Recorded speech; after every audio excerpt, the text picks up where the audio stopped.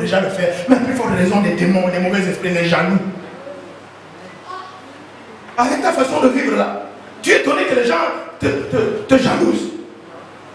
Oh, tu peux ne pas avoir des immeubles comme ton, mais ta maison, c'est ta maison. Ton espace de vie, c'est ton espace de vie. Il y en a qui ne l'ont pas.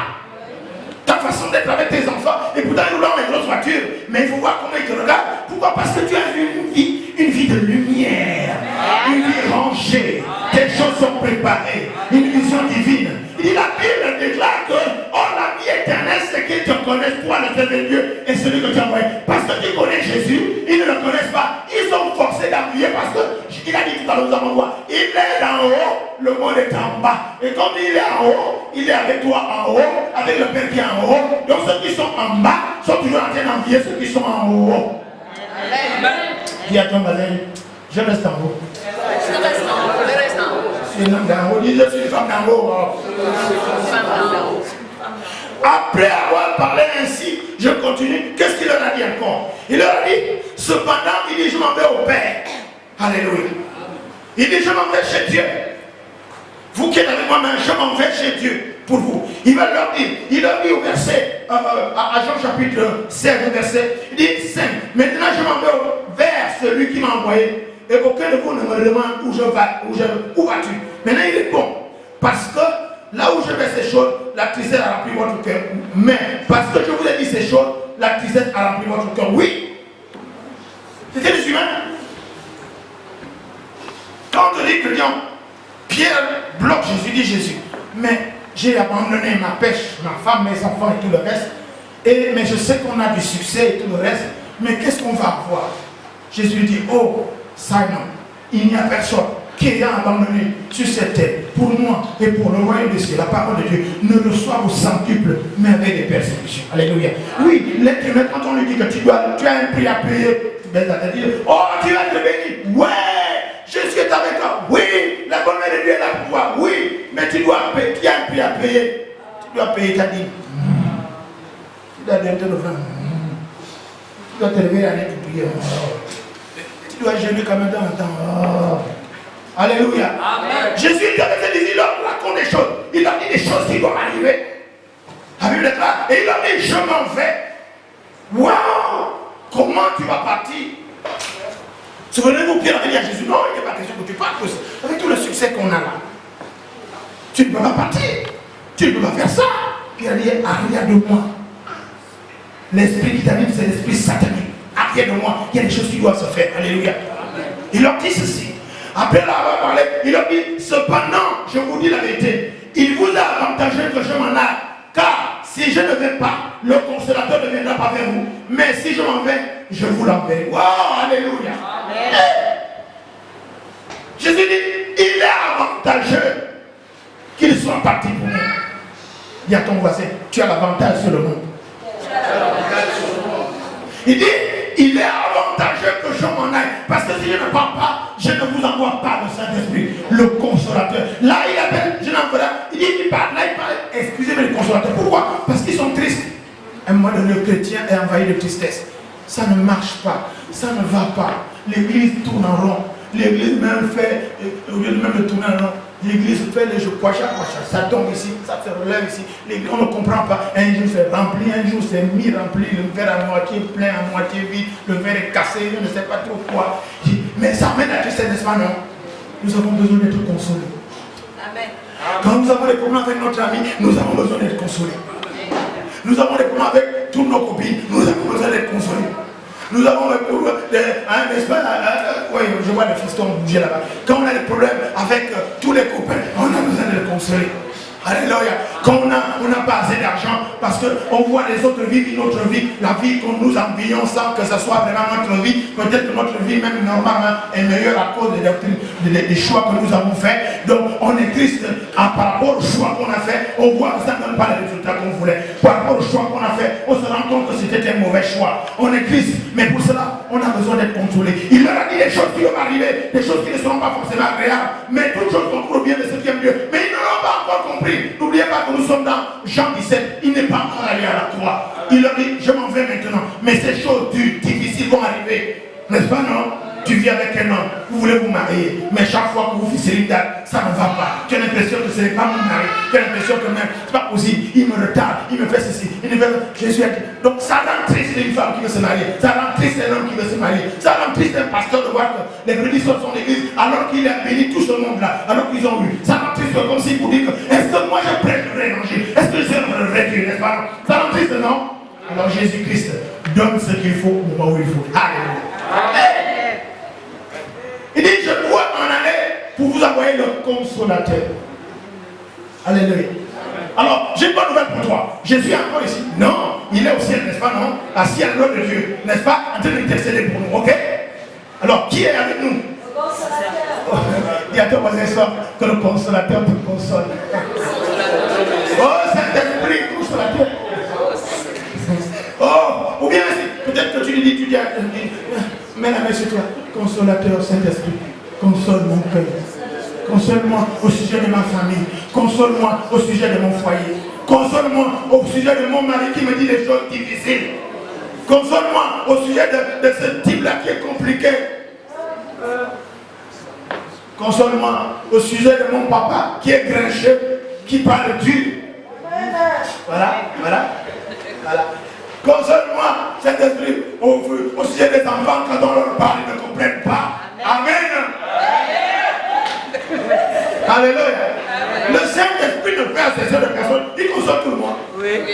Il console les enfants compliqués, qui n'écoutent jamais, qui savent tout. Oui. Il console les bergers, qui sont stylés. Vous avez vu ce matin, suivez mon regard. Il console papa qui est stoïque. Il console maman Mado qui est en train de penser à mon frère là-bas pour dire celui-là, mais tu dois me consoler, me donner la force. Alléluia. La consolation veut dire également la compassion. Et celui qui te console, ouais, n'importe qui ne peut pas te consoler. Quand tu regardes quelqu'un, oh, s'il te plaît, ce sont des choses qui arrivent. Alléluia. Qui me console? Tu regardes la personne. Tu vois qu'un fou peut te consoler. Dis, mais toi tu es malade. C'est quelqu'un qui sait. Il sait. Parce qu'il vient du ciel. Il a la même nature que toi. Il vient du ciel. Il a la même nature que ton maître Jésus. Il dit, moi je pars. Je vous envoie quelqu'un. Il prendra ce qui est de moi. Il va le mettre en vous. Alléluia. Donc celui qui console, c'est celui qui a la même hauteur que celui que tu as perdu.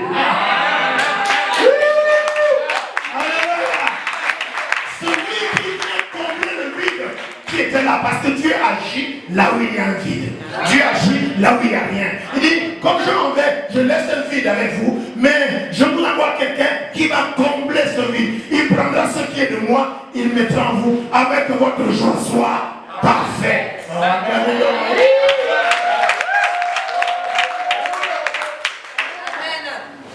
Alléluia. Je suis à la prière sacerdotale de Jean 17. Je suis le premier verset. Il est écrit. Après avoir ainsi parlé, je suis en train de vous dire ce que Jésus a parlé avant de prier en tant que prêtre pour cette vie. Je vais encore les donner. Il dit, pour ceux qui conservent le péché, parce qu'ils ne croient pas en moi. Alléluia. Ceux qui ne croient pas là, c'est les gens de péché, le péché. Alléluia. Mais ceux qui croient, il va accomplir un ministère à part. Il va porter nos péchés, nos iniquités, nos transgressions. Le châtiment qui donne la paix va retomber sur lui et c'est par cette sûr que nous serons guéris. Alléluia. Il dit encore, j'ai encore beaucoup de choses à vous dire, mais vous ne pouvez pas les porter maintenant. Alléluia. Dieu a encore beaucoup de choses à t'apprendre. Dieu a encore beaucoup de choses à te montrer. Dieu a encore beaucoup de choses à te faire vivre. Dieu a encore beaucoup de choses à faire que tu ressens. Dieu a encore envie d'amener dans d'autres niveaux, dans d'autres steps, dans d'autres étapes. Mais pour l'instant là, tu n'es pas encore prêt. Alléluia. Dis à ton voisin, tu veux m'amener plus haut. Dis à ton voisin de gauche aussi.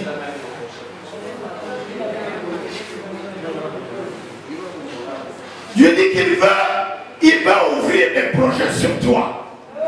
Mais tu n'es pas encore prêt à contenir cela. Dieu veut que tu ailles en mariage, mais tu n'es pas encore prête. Dieu veut que tu te maries, mais tu n'es pas encore prêt. Tu es encore faux usage de faux. On va dire en situation matrimoniale. Dieu dit, j'ai encore des choses que j'ai envie de te donner, mais pour l'instant tu n'es pas encore mature. Tu es encore une gamine, tu es encore un gamin. Tu es encore sur les petites choses. Alléluia. Mais tu vas me dire, mais il y a des gens qui ne sont même pas comme moi, qui ne sont pas, mais qui sont mariés, qui ont ceci, mais ils ne sont pas comme toi. Ils n'ont pas le même destin que toi. Ils ne sont pas prédestinés à la croix du nom de Jésus. Ils ne sont pas appelés, ils n'appartiennent pas à Dieu. Et ça, ils ont leur maître, ils ont leur Dieu, ils ont leur situation. Ce n'est pas toi, ne te compare pas. C'est qu'on appelle ça les dons par imitation. Parce que tel s'est marié, il faut que moi aussi je me marie. Et justement, après tu vas aller trouver quelqu'un qui, au lieu d'avoir une taille de guêpe, mais devient une guêpe de taille pour toi. Mon frère, ne te marie pas trop vite. Parce que les tailles de guêpe là finissent par devenir des guêpes de taille. Ce que je dis est valable aussi, n'est-ce pas, pour la femme. Parce que tu veux tellement te marier que tu vas te retrouver chez quelqu'un qui est un vrai macho. Coup de poing au nom de Jésus, coup de pied au nom de Jésus, coup de derrière au nom de Jésus. La Bible déclare que croire en faire du bien, n'est-ce pas, il te bastonne au nom de Jésus. Ce n'est pas ça du tout. Amen. Vous voulez que je continue à vous dire ce qu'il a dit avant de prier? Il dit tout ce que le Père a est en moi. C'est pourquoi je lui dis qu'il prend ce qui est en moi et il vous l'annoncera. Waouh! Avant de prier pour lui, il leur dit tout ce qui est au Père est à lui, Jésus. Et il va prendre, il va vous l'annoncer. Jésus dit, dans cette prière, quand il va prier pour nous, parce qu'il a déjà fait la réalité, il va faire en sorte que tout ce qui est à lui, qui est au Père aussi. Donc il va faire en sorte que Dieu t'annonce tout. C'est Jésus qui est la parole, n'est-ce pas? Elle est au commencement, elle sera la fin, elle est alpha et oméga. Le commencement des temps et la fin des temps. Alléluia. Mais tout sur cette terre passera sauf la parole de Dieu. Alléluia. Amen. Donc il dit, quand Jésus prie, il prie son Père pour qu'il nous révèle tout ce qui concerne la parole. Comme la parole nous a créés, comme la parole, nous faisons partie du projet de la parole. Donc il va prier le Père, ou plutôt il a prié le Père déjà, afin que tout ce qui est dans la parole te concernant te soit révélé. Amen. Comme ça, tu ne fais plus n'importe comment, tu sais ce que tu dois faire. Amen. Ah, je crois que l'amen est faible. Amen. C'est un amen qui est diesel. Amen. Non, moi je veux un amen fort tout de suite, kérosène. Amen. Amen. Amen. Amen. Voilà. Alléluia. Amen. Alléluia. Amen. Il dit, il n'y a pas encore mot. Il dit, je vous ai dit ces choses en parole. L'heure vient où je ne parlerai plus en parabole, mais où je vous parlerai ouvertement du Père. Alléluia. Il arrivera un jour dans ta vie où ce ne sera plus par des paraboles. Il arrivera un jour dans ta vie où Dieu va te parler clairement au travers d'un pasteur, au travers d'un homme de Dieu, au travers d'une femme de Dieu, au travers d'une situation, d'un événement. Alléluia. N'oubliez pas, Jésus leur a dit, je vous ai dit toutes ces choses afin que vous ne soyez pas surpris. Que ces choses ne soient pas une occasion de chute. Alléluia. Est-ce que vous êtes là? Oui. Savez-vous pourquoi la Bible est grosse comme ça? Et tout ce que Jésus a dit, Dieu a dit, ce n'est même pas dans la Bible encore. Pourquoi? Parce qu'elle se répète. Elle se répète. Elle se répète. Elle se répète. Pour que les gens soient sûrs. Alléluia. Amen. La Bible, c'est le meilleur enseignant. Ça se répète. Ça se répète. On peut faire la variation, mais ça se répète. Il dit, je vous ai dit ces choses pour qu'elles ne soient pas pourvues l'occasion de chute. Alléluia. Amen. Et nous avons compris que pour qu'il y ait la chute, il faut que quelqu'un soit élevé. Tu ne peux pas être par terre et chuter encore. Alléluia. Et nous avons pour preuve dans Ézéchiel 28 que le diable a été précipité, il a chuté du ciel sur la terre. Ça veut dire que si Dieu dit, ces choses qu'il vous enseigne ne doivent pas être une occasion de chute, ça veut dire que vous êtes des gens d'en haut. Amen. Je ne suis pas encore, je suis encore en train de vous dire que Jésus leur a parlé avant de prier pour eux. La prière sacerdotale, c'est la prière que Jésus a adressée à son Père pour ses disciples. Alléluia. Amen. N'oubliez pas que nous sommes un peuple appelé au sacerdoce royal. Amen. Alléluia. Amen. Donc la prière sacerdotale, c'est la prière d'un papa pour sa femme et ses enfants pour sa famille. La prière sacerdotale, c'est la prière d'une femme pour son mari, pour tout. La prière sacerdotale, c'est la prière d'un pasteur pour sa nation, pour son président. C'est la prière de quelqu'un qui a une dignité de soumission, de dévotion à cause de la religion et de la foi qui émane de lui à travers, n'est-ce pas, la croyance du nom de Jésus. Alléluia. Amen. Est-ce que vous voulez faire compte? Il dit au verset 22, vous donc aussi, vous êtes maintenant dans la tristesse, mais je vous reverrai et votre cœur se réjouira et nul ne vous ravira cette joie. Il y a tellement de choses que Jésus a dit avant de prier pour nous. Il mettait les choses au point. Il dit, comme je m'en vais là, vous êtes dans la tristesse. Les circonstances que vous vivez là, vous êtes dans la tristesse. L'église qui s'est vidée là, vous êtes dans la tristesse. La séparation du foyer, dans la tristesse. Les conflits, dans la tristesse. Les promotions qui n'arrivent pas, dans la tristesse. Il dit, pour l'instant là, vous êtes dans la tristesse. Mais quand vous me reverrez, quand nous aurons encore une connexion, n'est-ce pas? Quand il y aura à nouveau la connexion, c'est pour ça que j'exhorte le peuple de Dieu, quand ça ne va pas, rechercher la face de Dieu. Rechercher la face de Dieu. Il n'y a pas de miracle. Il faut chercher la connexion. Il n'y a pas de chemin prédestiné. Venez voir votre pasteur, venez voir la bergère, ou bien méditez la parole de Dieu, jour et nuit, selon on va dire Josué 1:8. Médite cette parole jour et nuit afin d'agir fidèlement selon ce qui est écrit. C'est alors que tu réussiras. C'est alors que tu auras du succès dans tes entreprises. Ce n'est pas une affaire de groupe, c'est d'abord une affaire individuelle. Maintenant, quand tu seras réveillé, tu vas réveiller les autres. Quand tu seras connecté, tu vas connecter les autres. Quand tu seras élevé, tu vas élever les autres. Quand tu auras la foi, tu pourras communiquer la foi. Car les dons, les talents se communiquent. La foi se communique. L'amour se communique. Les sentiments se communiquent. La grâce se communique. La compréhension se communique. Le pardon se communique. Tout ce que Dieu se communique. Alléluia. Amen. Recherche la présence du Saint-Esprit qui est le consolateur. Amen. Quel que soit ce que tu vis, il faut que tu sois consolé. Mais n'oublie pas, la personne qui peut te consoler, c'est la personne qui sait ce que tu vis. Alléluia. Jésus a dit, je m'en vais au Père pour que je vous envoie un consolateur. Et comme il va au Père et que c'est lui qui envoie le consolateur, il est consolateur, il prendra ce qui est de moi, il vous le donnera. Alléluia. Donc quand le Saint-Esprit vient nous consoler, il vient remplir les vides que Jésus a laissés en allant. Il vient consoler nos cœurs, nos foyers, nos allants, nos venants. Le consolateur est celui qui vient remplacer exactement au même niveau que ce que nous avons appris. Nous avons perdu. Alléluia. Celui qui n'a rien ne peut pas te consoler. Celui qui sait ce que tu vis, c'est lui qui sait, n'est-ce pas? Celui qui a traversé les preuves que tu vis, c'est lui qui peut te consoler parce qu'il est passé par là. Le Saint-Esprit de Dieu, venant de Jésus, on l'appelle aussi l'Esprit de Jésus. Il prend ce qui est de Jésus, il le met en toi, n'est-ce pas? La parole de Dieu console, la parole de Dieu rassure, la parole de Dieu protège. C'est la parole de Dieu qui amène ce qui n'existe pas en existant. C'est la parole de Dieu qui donne la foi, car la foi vient de ce qu'on entend de la parole de Dieu. Et la parole de Dieu donne une espérance. Une espérance qui ne trompe pas. Dites Amen bien. Maintenant, allons là. Je crois qu'on ne peut pas être exhaustif. On ne peut pas tout dire ce que Jésus. Et la Bible nous dit, Jean 17, que après avoir ainsi parlé, n'est-ce pas, j'ai pris quelques versets, en l'occurrence 7 versets, pour dire qu'il leur a dit beaucoup de choses avant, mais on ne peut pas être exhaustif, on ne peut pas tout dire, n'est-ce pas, non? Donc, c'est pour dire qu'il leur a parlé avant. Et il disait que les choses qui vont vous arriver ne doivent pas être une occasion de chute. Histoire de dire que je t'ai averti, quand ces choses arrivent, ne panique pas. Donc, ne sois pas étonné qu'on te critique, ne sois pas étonné qu'on t'insulte, ne sois pas étonné qu'on t'abandonne. Puisque ces choses-là lui sont arrivées, n'est-ce pas, non? Il dit que ces choses ne soient pas une occasion de chute. Alléluia. Histoire de dire que ne sois pas surpris. Si tu as une autre vie, il y a des gens qui sont la même promotion que toi, qui ne sont pas à ton niveau. Mais ne sois pas surpris que tu en vis, sinon pas bon cœur. N'est-ce pas, non? Il y a, tu as ta petite vie chez toi avec ta femme et tes enfants. Le voisin t'en veut, on ne sait même pas pourquoi. La Bible déclare, ne sois pas surpris pour cela. Parce que tu as une autre vie. Tu as une autre façon de voir, de comprendre, de saisir. Tu as une autre façon de mener la vie. Tu as une autre façon, n'est-ce pas, qui fait en sorte que les autres gênent. Pourquoi? Parce que tu as la façon qui est au-dessus. On ne critique que ceux qui sont au-dessus. On ne peut pas critiquer les gens qui sont en bas. Amen. Tout le monde aspire à être grand. Donc ceux qui sont grands au-dessus, toi, c'est ceux-là qu'on critique.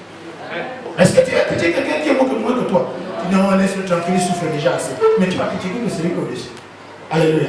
Amen. Il faut que tu comprennes. C'est ce qu'on va voir là, la prière de Jésus. Le thème de cette exhortation ce matin, c'est Jésus prie pour toi. Arrête de te plaindre, Jésus prie pour toi. Amen. Vous y êtes? Ah, oh, là, ça fait plaisir aux enseignants qui sont. Après avoir ainsi parlé, comme nous avons parlé là, comme Jésus, Jésus leva les yeux au ciel et dit, Père, l'heure est venue, glorifie ton Fils, afin que ton Fils te glorifie. Alléluia. Amen. Nous allons voir que la gloire qui demande là, n'est-ce pas, la renommée, n'est-ce pas, qui demande là, c'est parce qu'il va accomplir ce qu'on appelle le chemin de croix. Il va accomplir une vraie passion pour toi. Alléluia. Il va souffrir la passion pour toi. Il dit, l'heure est venue, n'est-ce pas? L'heure est venue que tu glorifies ton Fils pour que toute cette gloire te revienne. Je te voudrais te dire simplement, il est temps pour toi aussi de glorifier Jésus. Après que cette gloire-là vienne à toi. Amen. Dis amen bien. Alléluia. N'oubliez pas que Jésus est le suprême sacrificateur. Là, il est en tant que prêtre, il prie pour nous. Il est en tant que pasteur, en tant que prophète, en tant qu'apôtre, en tant que tout ce qu'on peut avoir dans l'église, n'est-ce pas? Pour prier, n'est-ce pas? Intercesseur. Ok? Donc, en d'autres termes, il va dire que là où je suis, je voudrais que vous y soyez aussi. En d'autres termes, quand tu veux prier pour ta famille, mais prie comme Jésus. Amen. Est-ce qu'il y a un autre ministère que nous devons imiter? C'est le ministère parfait, non? Il dit, Père, glorifie-moi. Il est temps. Il faut que ce matin, je ne sais à quel moment, et vous qui me suivez à travers ce média, il faudrait que moi je dise, Seigneur, glorifie-moi maintenant, pour que cette gloire te revienne.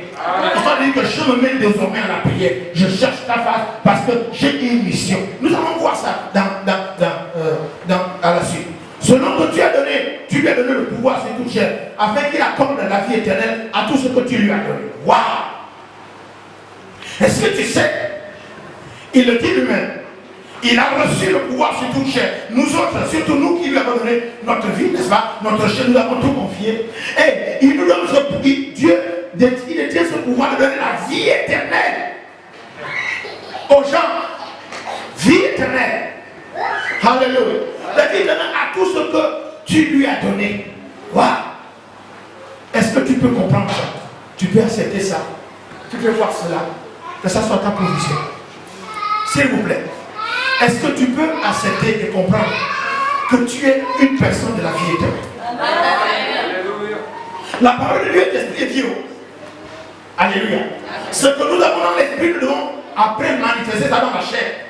Si tu vis comme quelqu'un qui a la vie éternelle, c'est que tu ne pourras pas te décourager pour dire tu es en retard par rapport à tel projet. En retard par rapport à qui?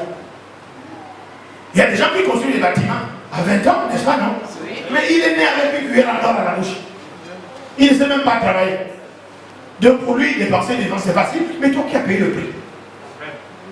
Alléluia. N'oublie pas que tu es la seule personne à avoir tes empreintes. Amen. Donc tu fais la course avec qui?